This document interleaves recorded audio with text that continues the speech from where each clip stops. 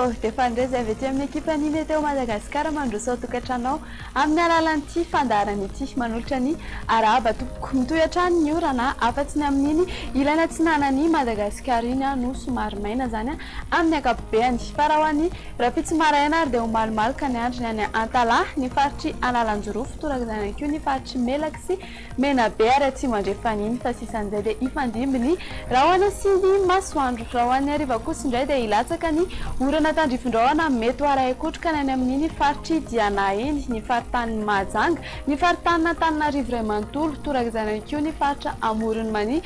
Matsiatra Menabe Iorombe ary Anosy sisan'izay kosa dia ifandimby raha ho any sy ny masoandro 10 na 9 degré celsius ny maripana ambany indrindra ny tombatombanana ho an'ny faritry ny Afovoatany ho an'ny Rapitso ny Morontsiraka kosa dia amin'ny 13 ka hatramin'ny 14 degré celsius ny maripana ambony indrindra kosa indray ary dia hitantsika aty amin'ny manodidina ny Antsohihy aty 13 degré celsius ary ho an'ny faritry ny Afovoatany dia eo amin'ny 17 ka hatramin'ny 19 degré celsius toy izao kosa ary ny mety ho toetry ny andro ho andro tanàn-dehibe sy nosy manodidina ho avy ny orana ny any Paris sy Johannesburg toka aka endrika tandrifondrahona izany ny any Nairobi sy Bangkok ary ifandimby ny rahona sy ny masoandro any Milan dia ifandimby ny rahona sy ny masoandro any any Comores fa ibalika be masoandro any Seychelles sy La Réunion ary ana orana tandrifondrahona kosa ny any Maurice dia izay indray ny masaka azy na rosanao mamery fotoana anao ny tena ko andra-pitsy indray veloma tompoko.